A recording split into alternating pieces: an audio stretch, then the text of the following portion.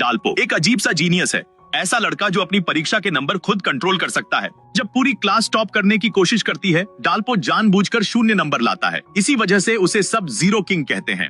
एक दिन homeroom teacher घोषणा करती है कि एक टीवी स्टेशन क्विज शो करा रहा है और इनाम है 30 लाख वॉन। पूरे स्कूल से सिर्फ एक ही छात्र चुना जाएगा। इस बार डाल्पो तय करता है कि वो अपनी असली क्षमता छुपाएगा नहीं। टेस्ट शुरू होते ही सब लिखने में लगे होते हैं और डाल्पो वो तो आराम से सो रहा होता है। आखिरी 10 मिनट में टीचर की चेतावनी सुनकर वह धीरे धीरे आंख खोलता है, नाम लिखता है और उत्तर भरना शुरू करता है। जांच के समय टीचरों के चेहरे उतर जाते हैं, ज्यादातर पेपर फेल। फिर एक 92 और एक 96 दिखाई देता है। एक टीचर कहती है, बस यहाँ रोक दो, इससे बेहतर कोई नहीं कर सकता। लेकिन तभी होमरूम टीचर का चेहरा बदल जाता है। हाथ में है एक एकदम परफेक्ट पेपर, बिना एक भी गलती का। सबके लिए झटका तब लगता है जब पता चलता है कि वह पेपर डाल्पो का है, वही जीरो किंग। खबर पूरे स्कूल में फैल जाती है, सबकी नजरें डाल्पो पर टिक जाती हैं। चैन सू, जो हमेशा टॉपर रहता है, पहली बार खुद को खतरे में महसूस करता है। वह अपने दोस्तों को इकट्ठा करता है और कहता है, अफवाह फैलाओ कि डाल्पो ने चीटिंग की है। कुछ ही घंटों में गॉसिप आग की तरह फैल जाती है। चैन सू और आगे बढ़कर इशारा करता है कि डाल्पो ने शायद टेस्ट पहले ही चुरा लिया था। पहले तो डाल्पो इन बातों को अनसुना कर देता है,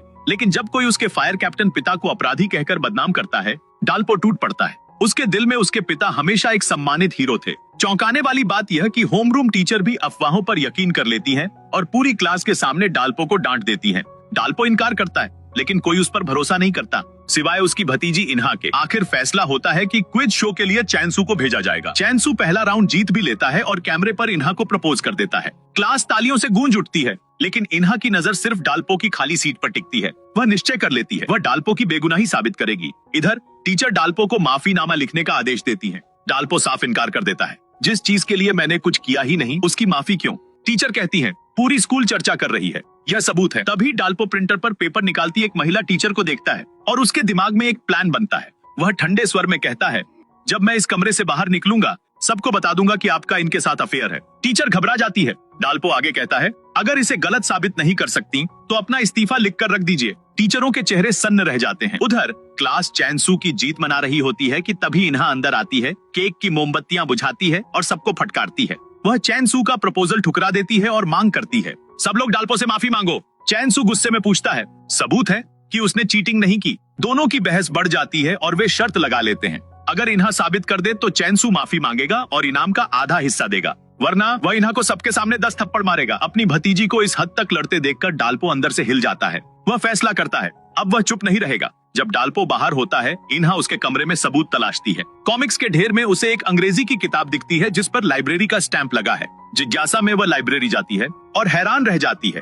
हर किताब पर डाल्पो का उधार रिकॉर्ड, यानी वह हमेशा से पढ़ाई करता था, सिर्फ सबसे छुपाकर। वह सारे रिकॉर्ड कॉपी करके सबूत तैयार कर लेती है। इधर डाल्पो क्विज शो के ऑडिशन में पहुंचता है और आसानी से पास हो जाता है। अब मंच पर आमने सामने है जीरो किंग डाल्पो बनाम टॉपर चैनसू। पहले ही सवाल से डाल्पो सबको चौंका देता है। होस्ट पूछता है, 43 लोगों में से एक को एक ऐसी बीमारी होती है जिसमें झूठ बोलते ही हिचकी आती है। यह बीमारी किस परिकथा किरदार के नाम पर है? डाल्पो अचानक अपनी एकमात्र लाइफलाइन यूज करता है और चैनसू को बुलाता है। 30 सेकंड में वह ताना मारता है, अगर आज तुम्हें हरा दिया तो मुझे तुम्हें 10 थप्पड़ लगाने दो। सब सन्न रह जाते हैं। सच्चाई ये है, डाल्पो इस शो में सिर्फ इन्हा का बदला लेने आया है। लाइफलाइन बर्बाद होने के बावजूद वह आत्मविश्वास से जवाब देता है। पिनोकियो। होस्ट जवाब सही बताता है और पूछता है, क्या आपने कभी किसी ऐसे इंसान को देखा है जिसे यह बीमारी हो? डाल्पो मुस्कुराकर कहता है, हाँ, वो बेहद खास है, बहुत बोलती है और बिना सोचे सब कुछ कह देती है। हम उसे कहते हैं लाउड माउथ विच। पूरी क्लास हंसी से फट पड़ती है, जबकि इन्हा गुस्से में बड़बड़ाती है। डाल्पो, आज तुम गए। दूसरा सवाल आता है, 60 साल के राशि चक्र के अनुसार यह कौन सा वर्ष है? लेकिन यह सवाल डाल्पो की सबसे दर्दनाक याद को जगा देता है। उसे अपना असली नाम याद आता है, हामयोंग। वह और उसका बड़ा भाई जामयोंग कभी शहर के मशहूर जीनियस बच्चे थे। एक समय था जब उनका परिवार, माँ, पिता और दोनों बेटे खुशहाल जिंदगी जी रहे थे। लेकिन फिर आया वो हादसा जिसने सब कुछ बदल दिया। उनके पिता, जो फायर कैप्टन थे, एक बड़ी फैक्ट्री आग की सूचना पर टीम लेकर पहुंचे। मैनेजर ने सिर्फ 2 मजदूरों के अंदर फंसे होने की बात कही, लेकिन यह नहीं बताया कि फैक्ट्री में खतरनाक केमिकल्स का ढेर था। डाल्पो के पिता ने सच्चाई जाने बिना टीम को अंदर भेज दिया, जबकि मजदूर तो पहले ही भाग चुके थे और आग उन्हीं की गलती से लगी थी। कुछ ही देर बाद केमिकल्स धमाके से फट पड़े। सारी फायर टीम सहित 9 फायर फाइटर शहीद हो गए और आग अगले दिन तक जलती रही। बाद में मैनेजर ने झूठ बोलकर सारी गलती डाल्पो के पिता पर डाल दी कि कैप्टन ने चेतावनी के बावजूद अंदर जाने की जिद की थी। थी। आश्चर्य ये कि 9 में से सिर्फ 8 शव मिले। तभी एक गवाह ने दावा किया कि उसने बारिश में कैप्टन को जिंदा देखा था। वह गवाह पिनोकियो सिंड्रोम से पीड़ित था, इसलिए उसकी बात बिना सोचे ही सच मान ली गई। मीडिया ने कहानी को सनसनीखेज बनाने का मौका पकड़ लिया। एक निर्दयी महिला रिपोर्टर ने इंटरव्यू को एडिट करके डाल्पो के पिता को फरार अपराधी की तरह दिखा दिया। गलत रिपोर्ट से जनता भड़क उठी। परिवार जहां भी जाता अपमान सहना पड़ता। दबाव इतना बढ़ गया कि डाल्पो की मां टूट गई। आखिरी बार छोटे बेटे के साथ पटाखा जलाने के बाद वह समुद्र में कूद गई। जब बड़ा भाई पहुंचा, उसे सिर्फ एक चिट्ठी और छोटे भाई का एक जूता मिला। गुस्से और दुख में वह मीडिया पर चिल्लाता रहा, पर किसी को फर्क नहीं पड़ा। किस्मत से डाल्पो को एक बुजुर्ग व्यक्ति ने बचा लिया, जिसे अल्जाइमर था। वह उसे अपना खोया बड़ा बेटा समझकर घर ले आया और अचानक डाल्पो को एक ऐसा भाई मिला जो उससे 20 साल बड़ा था और एक भतीजी इन्हा जो उसी की उम्र की थी। शुरू में चोई भाई नहीं मान रहे थे, लेकिन डाल्पो का बुजुर्ग की सेवा करने का तरीका देखकर उन्होंने उसे अपना लिया। डाल्पो ने कभी अपनी असली पहचान नहीं बताई और समय के साथ वह परिवार का हिस्सा बन गया, लेकिन किस्मत जैसे उसका साथ ही नहीं देती थी। एक दिन टीवी ठीक करते समय उसे सच्चाई पता चली कि उसके परिवार को बर्बाद करने वाली रिपोर्टर इन्हा की ही मां थी। उस दिन से डाल्पो का व्यवहार इन्हा के साथ बदल गया। वह उसे जानबूझकर चिढ़ाता था, हालांकि दोनों के दिलों में एक दूसरे के लिए एक पुराना गहरा रिश्ता बन चुका था। इसीलिए जब डाल्पो ने सुना कि इन्हा ने चैनसू से उसकी बेगुनाही पर शर्त लगा ली है, वह खुद को रोक नहीं पाया और क्विज शो में हिस्सा लिया। जाहिर है वह मुकाबले में चैनसू को आसानी से हरा देता है। बदला पूरा होता है और डाल्पो घर के रास्ते निकल पड़ता है। उधर इन्हा आसमान देखते हुए कहती है, मैं उस लड़के के लिए छतरी कभी नहीं लाऊंगी, और तभी उसे हिचकी आने लगती है, यानी वह झूठ बोल रही है। तेज बारिश में डाल्पो बस से उतरता है और इन्हा को स्टेशन पर सोता पाता है। उसे याद आता है कि चैनसू शो में इन्हा को प्रपोज करने वाला था और यह बात उसने पहले ही सुन ली थी। उसी पल उसने तय कर लिया कि वह इन्हा को किसी और के हाथों नहीं जाने देगा। जब इन्हा ने उससे पूछा था कि वह शो में क्यों गया, वह जवाब नहीं दे पाया था, लेकिन अब धीरे से कहता है, क्योंकि मैं तुम्हें पसंद करता हूँ। उसी समय इन्हा जाग जाती है और छतरी लेकर भागती है, पर छतरी टूटी होती है। घबराहट में खड़ी इन्हा को देखकर डाल्पो मजाक में उसके सिर पर ट्रैफिक कोन रख देता है। इन्हा झूठ बोल देती है, ग्रैंडपा ने भेजा है कि तुम भीग न जाओ। डाल्पो अपने मन की बात दबा लेता है, क्योंकि वह अपने दुश्मन की बेटी से प्यार करने की इजाजत खुद को नहीं दे सकता। कुछ साल बीत जाते हैं। हाई स्कूल के बाद डाल्पो टैक्सी ड्राइवर बन जाता है ताकि परिवार का खर्च चला सके, और इन्हा रिपोर्टर बनने का सपना पूरा करती रहती है। लेकिन उसके पिनोकियो सिंड्रोम की वजह से किसी भी कंपनी में नौकरी मिलना मुश्किल हो जाता है। एक सुबह वह डाल्पो से इंटरव्यू पर छोड़ने का कहती है। डाल्पो आधी नींद में होता है और गलती से उसकी स्कर्ट पकड़ लेता है। इन्हा उसे आवारा कहकर चिल्लाती है और उसे घूंसा मार देती है। अपने बड़े बेटे के चेहरे पर पड़ा निशान देखकर दादाजी गुस्से में चम्मच से इन्हा को डांटते हैं और कहते हैं कि अपने चाचा की इज्जत करना सीखो। जल्द ही वे इन्हा के 35वें इंटरव्यू पर पहुंचते हैं, इस बार उसी कंपनी में जहां उसकी मां काम करती है। घबराई हुई इन्हा का मन हल्का करने के लिए डाल्पो उसे 5000 वॉन का लकी बटन खरीदने को कहता है। तभी 13 साल से गायब उसकी मां का अचानक इन्हा को मैसेज आता है। इन्हा खुशी के आंसुओं में टूट जाती है और तुरंत डाल्पो को बताती है, लेकिन डाल्पो को इसमें कोई खुशी नहीं होती, क्योंकि उसका दिल अब भी उस महिला के लिए नफरत से भरा हुआ है जिसने उसका परिवार उजाड़ दिया था। कंपनी पहुंचकर इन्हा अपनी मां के पोस्टर को देखकर उम्मीद से बाहें फैलाती है, लेकिन मिलते ही उसकी सारी उम्मीद टूट जाती है। मां के चेहरे पर न कोई खुशी न अपनापन, बस ठंडा सा व्यवहार। इंटरव्यू लेने वाले तुरंत नोटिस करते हैं कि इन्हा को पिनोकियो सिंड्रोम है और सीधा कह देते हैं कि ऐसी लड़की रिपोर्टर नहीं बन सकती। इन्हा समझाती है, झूठ न बोल पाने वाला रिपोर्टर तो और भी भरोसेमंद होगा। तभी उसकी मां मिस सॉन्ग एक टेस्ट देती है, अगर तुम अपनी हिचकी रोक पाओ तो तुम्हें नौकरी मिल जाएगी। जाहिर है इन्हा हिचकी रोक नहीं पाती। मिस सॉन्ग कहती है, रिपोर्टर को कभी कभी झूठ बोलना पड़ता है, क्योंकि कई बार सच भी झूठ पर ही टिकता है। और फिर बेरहमी से इन्हा का रिजल्ट सुना देती है, फेल। इन्हा पूरी तरह टूट जाती है। वह चेक करना चाहती है कि जो मैसेज उसे आया था वो सच में मां ने भेजा था या नहीं, लेकिन पता चलता है कि मां ने तो अपना नंबर ही बदल दिया है। धीरे से वह फुसफुसाती है, मां मुझे आपकी याद आती है। जवाब में मिस सॉन्ग बस औपचारिक सा आलिंगन देती हैं और कहती हैं, मुझे तुम्हें याद करने का समय ही नहीं मिला। इन्हा का दिल पूरी तरह बिखर जाता है। वह उसी नंबर पर कॉल करती है जिसने उसे संदेश भेजा था। गुस्से में पूछती है, मेरे मैसेज चुराकर तुम मुझे इतना कमजोर क्यों महसूस करवाते हो? उधर सिर्फ खामोशी, लेकिन कॉल कटने के बाद वही व्यक्ति बार बार कहता रहता है, मुझे माफ करना। इधर डाल्पो सड़क किनारे बेचैनी से इंतजार कर रहा है। तभी वह इन्हा को आंसुओं में भीगते हुए बाहर भागते देखता है। वह उसे कॉल करता है, पर इन्हा फोन नहीं उठाती और मैसेज करती है, मैं मां के साथ हूँ, बात नहीं कर सकती। डाल्पो उसकी झूठ को पहचानता है, लेकिन उसे शर्मिंदा न करने के लिए सच को नजरअंदाज कर देता है। थोड़ी देर के बाद डाल्पो का मन नहीं मानता, वह वापस लौट जाता है, लेकिन इन्हा वहाँ से जा चुकी होती है। आगे जाकर वह मिस सॉन्ग को टैक्सी बुलाते हुए देखता है। उसी क्षण उसका दिल गुस्से से भर उठता है, पर इन्हा की खातिर वह खुद को रोक लेता है। वह मिस सॉन्ग से पूछता है, आप अपनी बेटी के साथ इतना सख्त व्यवहार क्यों करती हैं? मिस सॉन्ग बेपरवाही से कहती हैं, उसे समझाओ कि ऐसे सपनों का कोई भविष्य नहीं होता। उधर इन्हा घर जाकर अपनी सारी पत्रकारिता की किताबें समेटती है और उन्हें जलाने की सोचती है। घर लौटते समय दादाजी बताते हैं कि इन्हा सूटकेस लेकर कहीं निकल गई है। डाल्पो घबराहट में भागता है। छत से इन्हा के एडमिशन टिकट के टुकड़े गिरते हैं। वह तेजी से ऊपर दौड़ता है और हिचकी की आवाज सुनते ही उसे चैन आता है। इन्हा को देखकर वह धीरे से कहता है, मुझे आज सब पता है, जो कुछ भी तुम्हारे साथ हुआ। इन्हा शर्मिंदा होकर रो पड़ती है। वह जानती है कि डाल्पो ने अपने सपनों की कुर्बानी देकर हमेशा उसका साथ दिया है और फिर भी वह हर बार असफल हो रही है। वह कहती है, मैं हार गई हूँ, मैं अब और बोझ नहीं बनना चाहती। लेकिन उसकी हिचकियां बता देती हैं कि वह झूठ बोल रही है। अंत में वह टूटकर कहती है, मैं छोड़ना नहीं चाहती, पर क्या करूं। अचानक डाल्पो उसका हाथ पकड़कर कहता है, तो फिर चलो हम दोनों रिपोर्टर बनते हैं, साथ मिलकर लड़ेंगे और सच्चाई को सच में सच साबित करेंगे। इसके बाद आने वाले महीनों में डाल्पो दिन रात पढ़ाई करता है। इन्हा के साथ इंटरव्यू की तैयारी करता है। दादाजी को चिंता न हो इसलिए उनसे छुपता रहता है, लेकिन बुजुर्ग पिता सब समझ चुके होते हैं। एक दिन वह उत्साह से डाल्पो को नाई की दुकान ले जाते हैं, स्टाइलिश हेयर कट चुनते हैं, फिर उसके लिए एक बढ़िया सूट खरीदते हैं। तैयार होकर जब डाल्पो बाहर आता है, दादाजी की आंखों में गर्व चमकने लगता है। अरे ये कौन है? डाल्पो आईने में खुद को देखकर असहज हो जाता है। वह अब उस बूढ़े का भोला बेटा नहीं दिखता। तभी दादाजी सच बता देते हैं, मुझे हमेशा पता था कि तुम मेरे असली बेटे नहीं हो, पर मैं तुम्हें खोना नहीं चाहता था। फिर वह गंभीर आवाज में कहते हैं, अब मेरी चिंता मत करो, जाओ अपनी जिंदगी जियो। डाल्पो आंसू रोक नहीं पाता। आप हमेशा मेरे पिता रहेंगे। घर पहुंचने पर चोई उसे पहचान नहीं पाता और पूछता है, पिताजी ये मेहमान कौन है? दादाजी मुस्कुराते हुए कहते हैं, ये तुम्हारे बड़े भाई हैं। जैसे ही डाल्पो घर में दाखिल होता है, बाहर आती इन्हा उत्साहित होकर कहती है, मेरे अंकल आज तो कमाल लग रहे हैं। बूढ़े पिता गर्व से मुस्कुराते हैं। डाल्पो की स्मार्टनेस और अच्छी शक्ल हमारी फैमिली से ही मिली है। चोई अपनी बेटी को इतने प्रभावित होते देखकर चौंक जाता है। कल तक तो वह उसे सबसे प्यारी और सुंदर गर्ल कह रहा था, लेकिन आज डाल्पो को देखकर उसे लगता है कि उसकी बेटी तो उसके लायक ही नहीं। वह तुरंत उसे डांटता है, ये पुराने कपड़े फेंक दो। इन्हा गुस्से में याद दिलाती है, आपने ही कहा था मैं मिस कोरिया से भी सुंदर हूँ। चोई फौरन बहाना बनाता है, अरे मैं नशे में था।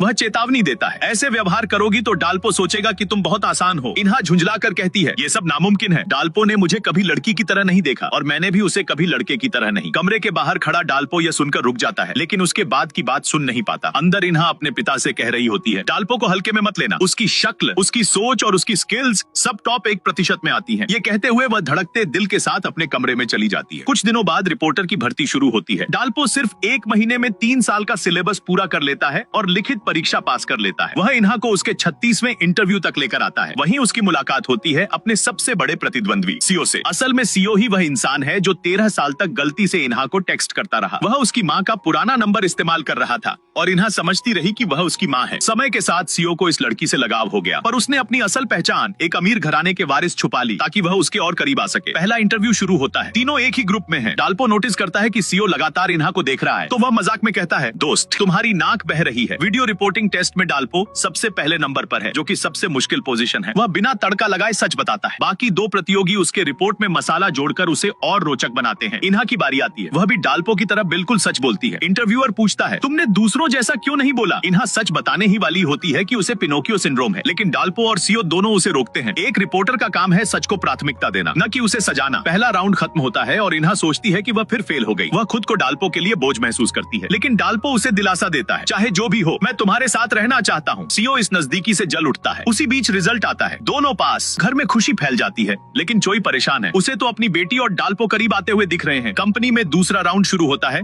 Debate interview. केस खुलते ही डाल्पो का चेहरा फीका पड़ जाता है। यह वही केस था जिसने 13 साल पहले उसके पिता की जिंदगी तबाह कर दी थी। अब सवाल पूछा जाता है, आखिर गलती किसकी थी? डाल्पो अंदर ही अंदर टूट जाता है, पर तभी इन्हा बोलती है। वह कहती है कि इस ट्रेजेडी का कारण लालच नहीं बल्कि एक गलतफहमी थी। एक गवाह जिसने झूठ नहीं बोल सकता था, लेकिन उसने व्यक्ति को पहचानने में गलती कर दी। वह कहती है, ये एक दुर्भाग्यपूर्ण हादसा था जिसका दोष किसी एक इंसान पर नहीं डाला जा सकता। अचानक डाल्पो गुस्से में बोल उठता है, क्या किसी की भी गलती नहीं? पिनोकियो और रिपोर्टर्स दोनों को पता होना चाहिए था कि लोग उनकी हर बात पर विश्वास करते हैं। उन्हें और सावधान रहना चाहिए था। उनकी लापरवाही ने एक पूरा परिवार बर्बाद कर दिया। फिर भी इन्हा अपने विचार पर अटल रहती है। डाल्पो समझ जाता है कि पिनोकियो सिंड्रोम वाले व्यक्ति को रिपोर्टर क्यों नहीं होना चाहिए, क्योंकि जब तक उन्हें लगता है कि वे सही हैं, उन्हें हिचकी नहीं आएगी। डाल्पो के बदले हुए व्यवहार से दुखी इन्हा इंटरव्यू रूम छोड़ देती है। वो भी इंटरव्यू से हटने का निर्णय लेता है और उसके साथ बाहर चला जाता है। लिफ्ट में वह उसे समझाने की कोशिश करता है, पर इन्हा चुप रहती है। वह जानती है कि बहस में हर किसी का अपना मत हो सकता है, लेकिन फिर भी उसे उम्मीद थी कि डाल्पो कम से कम उसका साथ देगा। वो धीरे से कहता है, शायद तुम डाल्पो को पसंद करती हो। इन्हा तुरंत इनकार करती है,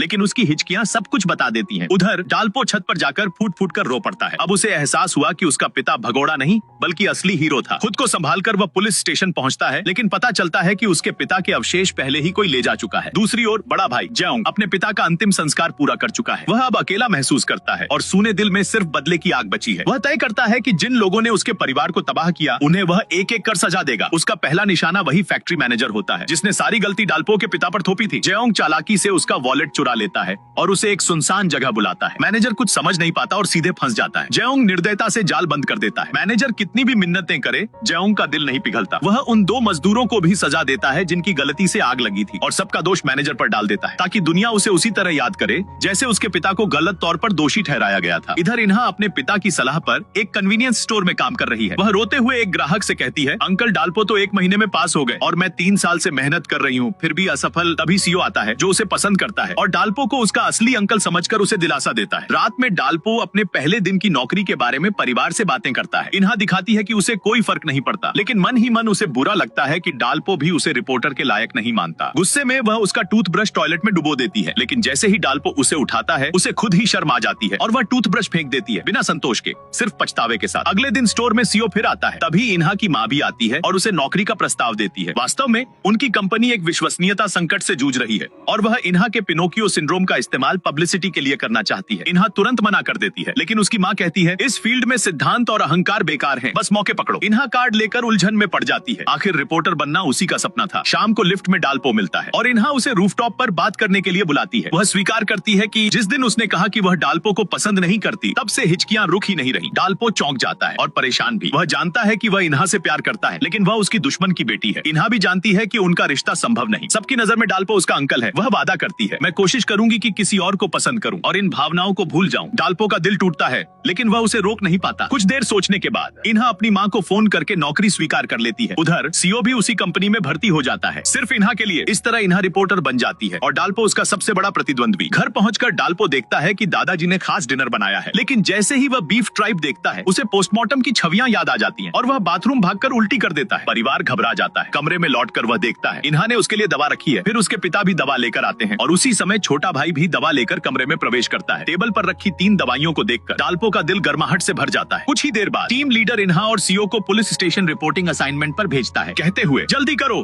क्योंकि आज तुम्हारे प्रतिस्पर्धी भी वहीं पहुंच चुके हैं। जैसे ही दोनों नए रिपोर्टर पुलिस स्टेशन पहुंचते हैं, पता चलता है कि वहां पहले से ही डाल्पो और युन मौजूद हैं। स्टेशन के बाहर इंतजार कर रहे रिपोर्टरों की थकान देखकर डाल्पो तुरंत समझ जाता है कि यहाँ मुकाबला कितना सख्त है। तभी उसकी मुलाकात होती है बचपन के दोस्त चांसू से, जो अब पुलिस अफसर है। थोड़ी देर बाद इन्हा भी स्टेशन पहुंचती है। चांसू उन्हें रिपोर्टर्स लाउंज दिखाने ले जाता है, लेकिन जैसे ही दरवाजा खुलता है सब हैरान रह जाते हैं। कमरा बेहद गंदा और खराब हालत में है। इंटर्न रिपोर्टर बार बार पुलिस से सुराग लेने की कोशिश करते हैं, लेकिन कोई भी केस की जानकारी देने को तैयार नहीं। उल्टा उन्हें बार बार बाहर निकाल दिया जाता है। दूसरी तरफ चालाक डाल्पो जल्दी ही एक कॉप से अच्छा संबंध बनाकर छोटे मोटे सुराग जुटाने लगता है। इन्हा हिम्मत नहीं छोड़ती और अपने पुराने दोस्त चांसू से मदद मांगती है। वह उसे एक मामूली सा केस बताता है, एक महिला की व्यायाम करते समय अचानक मौत। इन्हा को लगता है कि यह खबर उसके लिए एक मौका है, लेकिन उधर युन चालाकी दिखाते हुए स्टेथोस्कोप ट्रिक से वही जानकारी चुरा लेती है। दोनों टीमें तुरंत अलग अलग जगह जाती हैं, कुछ लोग जिम की तरफ और कुछ अस्पताल की ओर। पूरे दिन भागदौड़ करने के बावजूद कोई ठोस जानकारी हाथ नहीं लगती। शाम तक सभी को पता चलता है कि जिस महिला की मौत हुई वह अक्सर अपने रूप को लेकर परेशान रहती थी और उसके पति ने भी उसे छोड़ दिया था। युन तुरंत खबर चला देती है कि वह जलन में वजन कम कर रही थी, लेकिन डाल्पो के मन में शक जागता है। उसे याद आता है कि इन्हा ने उसे चेतावनी दी थी, जो दिखाई देता है वह हमेशा सच नहीं होता। वह सीधे महिला के घर जाता है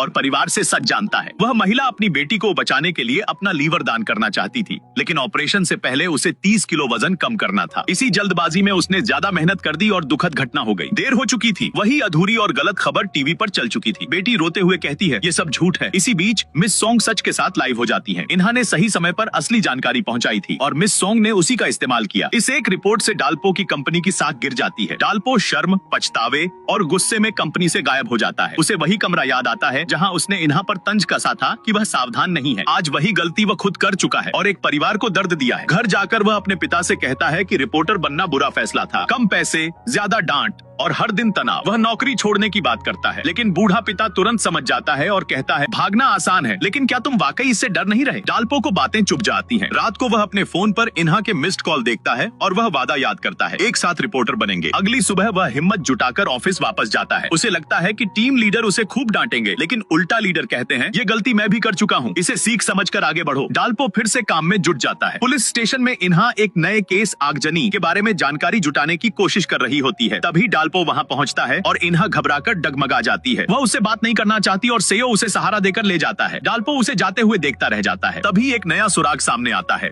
आगजनी का मुख्य संदिग्ध वही फैक्ट्री मैनेजर है जिसने डाल्पो के पिता पर पुराना आरोप लगाया था। कॉल रिकॉर्ड देखते समय डाल्पो को एक परिचित नंबर दिखता है, एक ऐसे बूढ़े आदमी का जिसकी गाड़ी को कभी उसने ठीक कराने में मदद की थी। डाल्पो उसे मिलने जाता है, लेकिन जैसे ही वह आदमी पास आता है डाल्पो का चेहरा हैरानी से जम जाता है। वह कोई और नहीं, उसका वर्षों से बिछड़ा हुआ बड़ा भाई था। जब वह आदमी अपना नाम जायोंग बताता है तभी डाल्पो समझ जाता है वह कोई और नहीं, उसका बिछड़ा हुआ बड़ा भाई ही है। लेकिन तुरंत एक खौफनाक ख्याल उसके दिमाग में आता है। आगजनी केस के जिन 3 लोगों ने उसके पिता पर झूठा इल्जाम लगाया था वो तीनों एक एक करके रहस्यमयी तरीके से गायब हो चुके हैं। डाल्पो को शक होने लगता है कि शायद उसका भाई किसी खतरनाक रास्ते पर चल पड़ा है। इसी वजह से वह अपनी पहचान छुपा लेता है। तभी अचानक पुलिस वहां पहुंच जाती है। डाल्पो जल्दी से जायोंग को खींचकर दूर ले जाता है, लेकिन चांसू उन्हें दूर से देख लेता है। बाद में दोनों एक छोटे से ढाबे में बैठते हैं। डाल्पो ट्रक के नुकसान के पैसे देना चाहता है मगर जायोंग मुस्कुराकर मना कर देता है। ये तो किस्मत थी, हम दोस्त बन सकते हैं। जाने से पहले वह यह भी नोटिस करता है कि डाल्पो बिल्कुल उसके छोटे भाई जैसा दिखता है। डाल्पो खुद को रोक नहीं पाता और पूछ बैठता है, क्या मैं आपको अपने बड़े भाई की तरह मान सकता हूँ? जायोंग खुशी से हाँ करता है। डाल्पो मन की तड़प से टैक्सी लेकर उसका पीछा करता है, यह देखने के लिए कि वह कैसे रहता है और कहीं केस में फंसा तो नहीं। लेकिन दरवाजे की घंटी बजाने की हिम्मत नहीं जुटा पाता। वह सच्चाई का सामना करने के लिए अभी तैयार नहीं था। उधर शहर में एक नया हादसा हो जाता है। एक आदमी शराब पीकर गाड़ी चला रहा होता है। पुलिस रोकती है तो वह कार छीनकर भागने लगता है। तेज रफ्तार में वह गाड़ी पर नियंत्रण खो देता है। तभी एक छोटा बच्चा बैसाखियों के सहारे सड़क पार कर रहा होता है। गाड़ी फिसलती है, पलटती है। आखिरी पल में एक वाटर डिलीवरी ट्रक तेजी से आकर उसके सामने रुक जाता है और बच्चे को बचा लेता है। ड्राइवर टक्कर सहकर भी पहले बच्चे को देखता है और फिर वहीं गिर पड़ता है। इन्हा की न्यूज टीम पूरा हादसा रिकॉर्ड कर लेती है। ड्राइवर रातों रात नेशनल हीरो बन जाता है और हैरानी की बात, वह हीरो कोई और नहीं जायोंग था और उसकी चोटें भी ज्यादा गंभीर नहीं थी। इन्हा उसे तलाश कर लेती है और इंटरव्यू के लिए अपना कार्ड देती है। जायोंग मुस्कुराता है, एक अजीब खतरनाक सी मुस्कान, क्योंकि थोड़ी देर पहले ही उसने पता लगा लिया था कि इन्हा उस रिपोर्टर की बेटी है जिसने 13 साल पहले उसकी परिवार की जिंदगी तबाह कर दी थी। इधर उसका ट्रक पुलिस स्टेशन पहुंचता है और डाल्पो उसे देखकर घबरा जाता है। वह तुरंत अस्पताल दौड़ता है। अस्पताल में जायोंग इंटरव्यू दे रहा होता है। वह कहता है कि उसे वह बच्चा अपने खोए हुए छोटे भाई जैसा लगा, इसलिए उसने जान जोखिम में डाल दी। इन्हा को पता चलता है कि जायोंग उसी पुराने हादसे का पीड़ित है। वह गुस्से में पूछती है, वो झूठी खबर चलाने वाला रिपोर्टर कौन था? जैसे ही जायोंग नाम बताने वाला होता है डाल्पो वहां पहुंचकर इन्हा को खींच ले जाता है। इन्हा सोचती है कि डाल्पो उसकी स्टोरी छीनना चाहता है, लेकिन डाल्पो सख्त लहजे में कहता है, उससे दूर रहो, वो खतरनाक है, मुझ पर भरोसा करो। इन्हा तर्क देती है कि जिसने एक बच्चे की जान बचाई वो बुरा इंसान कैसे हो सकता है, लेकिन डाल्पो जानता है उसका भाई बदले की आग में जल रहा है और अगला निशाना इन्हा हो सकती है। वह कारण नहीं बता सकता, बस विनती करता है, कृपया उससे दूर रहो और मुझसे मत पूछो क्यों। डाल्पो को इतना गंभीर देखकर इन्हा अनिच्छा के बावजूद मान जाती है। उसके ईमानदार होने पर डाल्पो चैन की सांस लेता है। उधर जायोंग की निगाहें कैमरामैन पर पड़ती हैं। वही आदमी जिसने 13 साल पहले उस झूठी रिपोर्टिंग का फुटेज शूट किया था। कैमरामैन का चेहरा डर से पीला पड़ जाता है क्योंकि उसे याद आता है मिस सॉन्ग ने कभी जायोंग के पिता को बेशर्म भगोड़ा कहकर रिपोर्ट एडिट की थी और जब जायोंग ने विरोध किया था उसे कत्ल की कोशिश के झूठे आरोप में जेल भेज दिया गया था। जायोंग इन्हा का कार्ड उठाकर पूछता है, क्या ये मिस सॉन्ग की बेटी है? कैमरामैन डर के मारे सिर हिला देता है। जायोंग एक ठंडी हंसी हंसता है, अब खेल मजेदार होगा। इसी बीच मिस सॉन्ग लाइव टीवी पर आती हैं। जायोंग की बहादुरी की रिपोर्ट दिखाती हैं और 13 साल पुरानी झूठी रिपोर्ट के लिए माफी मांगती हैं। कहती हैं कि अब से वह सिर्फ सच पेश करेंगी। जयमयोंग उसकी माफी स्वीकार नहीं करता क्योंकि उसे लगता है कि उसका पछतावा सच्चा नहीं है। दल्पो को भी एहसास है कि उसका भाई बदले की आग में जल रहा है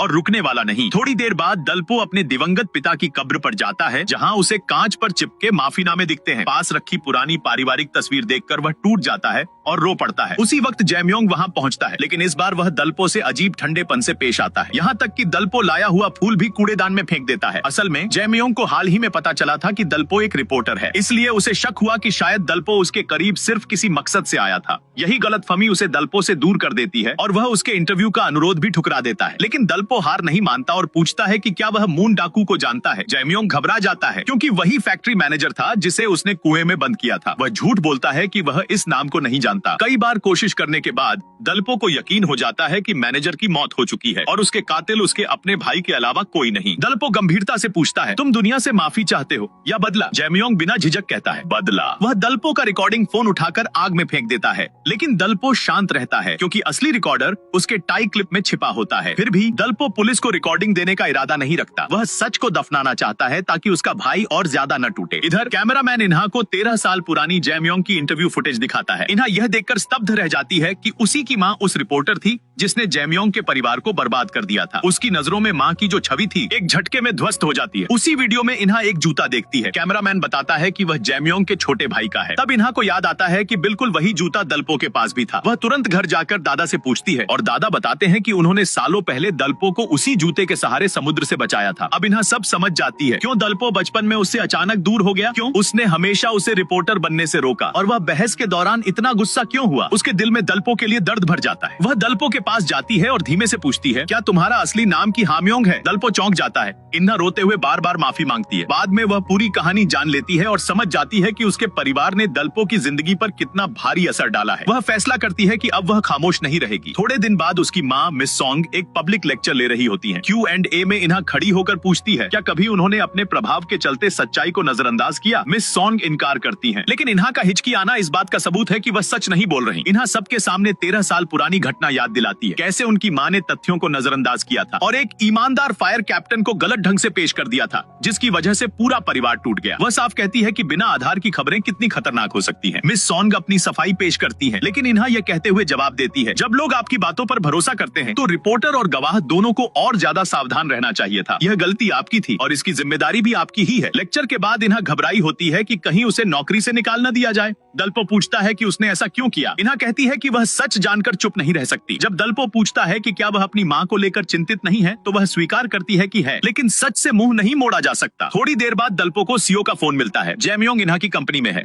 दलपो तुरंत भागते हुए वहां पहुंचता है और देखता है कि जैमयोंग इन्हा का पीछा कर रहा है। जैमयोंग इन्हा को पकड़कर पूछता है कि उसे उसके परिवार के बारे में इतना कैसे पता है, लेकिन इन्हा सच्चाई बताने से इनकार कर देती है। तब यह ठीक समय पर दलपो पहुंचता है और अपने भाई को शांत करने के लिए सच उजागर करता है कि वह वास्तव में हामयोंग है। शुरुआत में जैमयोंग भरोसा नहीं करता, लेकिन जब दलपो उसे याद दिलाता है कि बचपन में किस तरह उसने उनके पिता के लौटकर आने का झूठा दिलासा दिया था, तब उसे एहसास होता है कि सामने खड़ा लड़का सच में उसका छोटा भाई है। दोनों भावुक होकर एक दूसरे को गले लगा लेते हैं। कुछ देर बाद दोनों एक रेस्टोरेंट में बैठते हैं जहां जैमयोंग बचपन वाला पसंदीदा पिज्जा ऑर्डर करता है। वह पूछता है कि दलपो कैसे बचा रहा। दलपो बताता है कि एक बुजुर्ग व्यक्ति ने उसे अपने बेटे की तरह पाला। बात के दौरान लोग जैमयोंग को पहचानने लगते हैं। उन्हें यह विडंबना चुभती है कि जिसने उनके पिता को बदनाम किया था वही आज जैमयोंग को राष्ट्रीय हीरो बना चुकी है। जैमयोंग अपने भाई से कहता है कि वह हमेशा दलपो बनकर ही जिए और उनकी असली पहचान दुनिया से छिपाए। दलपो कारण पूछता है और जैमयोंग टूटते हुए स्वीकार करता है, मैंने लोगों को मार दिया। यह सुनकर दलपो का दिल चीर जाता है। इधर कंपनी में यून बताती है कि पुलिस अब जैमयोंग को आगजनी केस में संदिग्ध मान रही है। चैनल इसे बड़ी खबर समझता है, लेकिन दलपो घबरा जाता है। वह नेता को सच बताकर भरोसा दिलाता है कि वह अपने भाई को खुद आत्मसमर्पण कराने के लिए राजी करेगा। नेता मान जाता है और यून का केस बदल देता है। यून गुस्से में अकेली बैठकर पीने लगती है। दलपो फिर अपने भाई से मिलने जाता है और उससे बदला छोड़ने की गुजारिश करता है। जैमयोंग कहता है कि मिस सॉन्ग ने उनके पिता को बदनाम किया और उसी आघात ने उनकी माँ की जान ले ली, इसलिए वह माफ नहीं कर सकता। दलपो उसे सवाल करता है कि वह उस दिन उन्हें छोड़कर क्यों चला गया था। इस पर जैमयोंग बताता है कि वह भागा नहीं था, वह मिस सॉन्ग से मिलने गया था ताकि अपने पिता की सच्चाई साबित करा सके। लेकिन वही इंटरव्यू उनके परिवार के लिए सबसे बड़ा वार बन गया। दलपो पछतावे में कहता है, अगर मैं तुम्हें पहले ढूंढ लेता शायद यह सब ना होता। अगली सुबह यून कंपनी में जागती है और सुनती है कि जैमयोंग मिस सॉन्ग के इंटरव्यू के लिए तैयार है। वह फौरन दलपो को बताती है। दलपो समझ जाता है कि जैमयोंग कुछ बड़ा करने वाला है। तब उसे एक गुमनाम मैसेज मिलता है जिसमें दावा किया गया है कि जैमयोंग ने फैक्ट्री मैनेजर की हत्या की है और लाश का ठिकाना भी बताया गया है। दलपो दौड़कर अपने भाई से मिलने जाता है और विनती करता है कि वह खुद आत्मसमर्पण कर दे। जैमयोंग इनकार करता है और कहता है कि दलपो इन्हा से प्यार करता है, इसलिए वह उसकी माँ को नुकसान नहीं पहुंचाएगा, इसलिए वह खुद इस कहानी का अंत करेगा। दलपो टूटे मन से लौटता है जहां इन्हा उसका इंतजार कर रही होती है। वह जानती है कि दलपो उसकी वजह से खुद को रोक रहा था, इसलिए वह कहती है, अगर मेरी माँ गलत है तो उसके खिलाफ खड़े हो जाओ। दलपो हैरान होता है, लेकिन सच मान लेता है कि अब समय आ गया है। अगले दिन वह अपने भाई से मिलता है और कहता है कि उसने इन्हा को छोड़ने का फैसला कर लिया है। वह सारे सबूत चैनल को देगा, गवाहों से खुद मिलेगा और अगर सब सच हुआ तो रिपोर्ट करेगा कि जैमयोंग एक हत्यारा है। उसकी आंखों में आंसू आते हैं। एक रिपोर्टर की तरह मैं तुम्हें रोकूंगा और एक रिपोर्टर की तरह ही मिस सॉन्ग का सच सामने लाऊंगा। तभी उसे गवाह का फोन आता है। असल में वो मैसेज जैमयोंग ने ही भेजा था। वह चाहता था कि दलपो उसके माता पिता के लिए न्याय दिलाए। दलपो की ईमानदारी देखकर जैमयोंग भी सच सामने लाने का फैसला करता है। उधर मिस सॉन्ग को जरा भी एहसास नहीं कि खतरा उसके सामने खड़ा है। लाइव प्रसारण शुरू होता है जहां वह 13 साल पुराना वीडियो दिखाकर जनता की सहानुभूति लेना चाहती है। जैमयोंग मिस सॉन्ग से पूछता है कि वह असली बिना एडिट वाला फुटेज क्यों नहीं दिखा रही। मिस सॉन्ग नर्वस हो जाती है और विषय बदलने की कोशिश करती है, लेकिन जैमयोंग उसे आरोप लगाता है कि उसने वीडियो एडिट करके उसके पिता को गलत तरीके से पेश किया। वह साजिश और एडिटिंग के लिए उसकी निंदा करता है।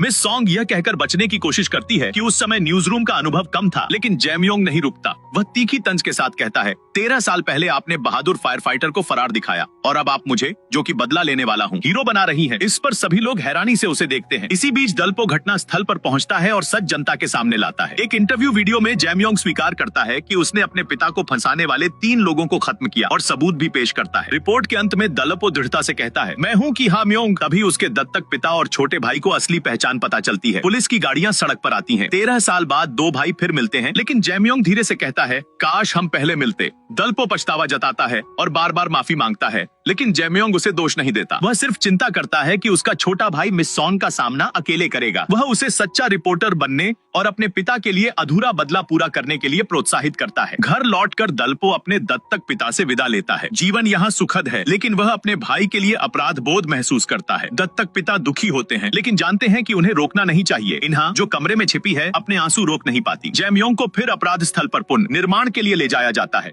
रिपोर्टर्स उसका घेराव करते हैं और दृश्य 13 साल पहले जैसा लगता है, लेकिन अब जैमयोंग पीड़ित नहीं बल्कि बदला लेने वाला है। मिस सॉन्ग का करियर बुरी तरह प्रभावित होता है। दलपो उसे चेतावनी देता है, इतना आसानी से नहीं टूटना चाहिए, मजा तब नहीं आएगा। फिर मिस सॉन्ग के और झूठे रिपोर्ट सामने आते हैं। जनता नाराज होती है और कुछ लोग कंपनी के बाहर विरोध करते हैं। दूसरी तरफ एक और पीड़ित सामने आता है, मिस्टर पार्क, जो बस कंपनी के मालिक थे। उन्होंने भ्रष्ट ड्राइवर को नौकरी से निकाला था, लेकिन मिस सॉन्ग ने झूठा दावा किया कि ड्राइवर ने आत्महत्या की। असल में ड्राइवर दिल के दौरे से मर गया था। इसके बाद रिपोर्टर्स सच्चाई उजागर करने के लिए विभाजित हो जाते हैं। इन्हें मृत्यु प्रमाण पत्र की जांच करती है, को उसके पूर्व सहयोगियों से पूछताछ करता है, यून परिवार से मिलती है और दलपो मिस सॉन्ग से पुष्टि करता है कि उसने सही प्रक्रिया अपनाई थी या नहीं। मिस सॉन्ग कहती है कि हर अफवाह का जवाब देने की जरूरत नहीं, लेकिन दलपो ठंडे स्वर में पूछता है, क्या आप साबित कर सकती हैं कि यह सिर्फ अफवाह है? यह वही सवाल है जो मिस सॉन्ग ने वर्षों पहले दलपो से पूछा था। वह मौत के परिवार के बयान और कथित सुसाइड नोट का हवाला देती है, लेकिन दलपो लगातार सच्चाई की तरफ दबाव डालता है। दलपो जांच करता है कि क्या मौत का प्रमाण पत्र सही है। मिस सॉन्ग गुस्से में आ जाती है, लेकिन उसकी झिड़की सुनकर दलपो संतुष्ट महसूस करता है। बाद में उसे एसईओ से पता चलता है कि ड्राइवर के सहकर्मी और परिवार ने पुष्टि की कि उसकी दिल की बीमारी थी और यह आत्महत्या नहीं थी। बावजूद इसके दलपो को कुछ गड़बड़ महसूस होती है। तभी इन्हा मैसेज भेजती है कि प्रमाण पत्र असली है। दलपो तुरंत इन्हा को कॉल करता है, लेकिन वह जवाब नहीं देती। उसे याद आता है कि अपनी माँ से मिलने के बाद इन्हा ने भी वैसा ही व्यवहार किया था। सच सामने आने पर इन्हा थोड़ी देर हिचकिचाती है, लेकिन अंततः सच मान लेती है। मिस्टर पार्क ने उन्हें धोखा दिया था। दलपो टूट जाता है, क्योंकि सफलता बस एक कदम दूर थी। घर लौटते ही वह अपने दत्तक पिता और छोटे भाई से मिलता है। 13 साल के पारिवारिक बंधन आसानी से टूट नहीं सकते। दत्तक पिता उसकी चिंता करते हैं और उसे याद दिलाते हैं कि वह हमेशा उनका बेटा रहेगा। दलपो उनके द्वारा छोड़े गए तोहफे को खोलता है और उसमें से परिवार की गर्माहट महसूस करता है। अगले दिन कंपनी के बाहर लोग मिस सॉन्ग से माफी मांगने के लिए इकट्ठा होते हैं। दलपो याद करता है कि बचपन में उसने कितनी पीड़ा झेली थी। वह समझता है कि अगर वह खड़ा नहीं होगा तो वह उन्हीं बेईमान रिपोर्टर्स जैसा बन जाएगा जिनसे वह नफरत करता है। दलपो आगे बढ़ता है, असली प्रमाण पत्र दिखाता है और कहता है कि ड्राइवर की मौत असली कारणों से हुई थी। वह मिस्टर पार्क से पूछता है कि उसने सबूत क्यों फर्जी बनाया। रिपोर्टर्स उन्हें घेर लेते हैं और मिस सॉन्ग शॉक में है। दलपो समझाता है कि एक सच्चा रिपोर्टर वही होता है जो सच सामने लाए, जो मिस सॉन्ग ने 13 साल पहले नहीं किया। अंततः मिस सॉन्ग सार्वजनिक रूप से माफी मांगती है और अपने पद से इस्तीफा देती है। दलपो अपने भाई जैमयोंग से मिलने जाता है और उसे खुशखबरी सुनाता है। जैमयोंग राहत महसूस करता है कि उसका छोटा भाई सही रास्ते पर है। इसके बाद दलपो इन्हा के पास जाता है, अपनी भावनाओं का इजहार करता है और इन्हा भी अपने दिल की बात स्वीकार करती है। हालांकि दत्तक पिता के प्यार और सामाजिक नियमों की वजह से दोनों केवल चाचा भतीजी के रूप में रहते हैं। चोई, जो उनके रिश्ते को समझ चुका है, उनका समर्थन करता है और पिता को बताता है कि दलपो इन्हा को 10 साल से प्यार करता रहा। अगले दिन दत्तक पिता दलपो से कहते हैं कि उन्होंने दत्तक अपनापन खत्म करने के लिए आवेदन किया है, यह समझते हुए कि उन्होंने उसे बहुत प्यार किया। दलपो भावुक होकर कहता है, धन्यवाद पापा। अंत में दलपो और इन्हा शादी की तैयारी के लिए ब्रेसल शॉप में जाते हैं और परिवार उनके साथ खुश है। और इसी के साथ यह कहानी अपने खूबसूरत अंत तक पहुंचती है। अगर आपको यह कहानी पसंद आई हो तो वीडियो को लाइक, शेयर और चैनल को सब्सक्राइब जरूर करें।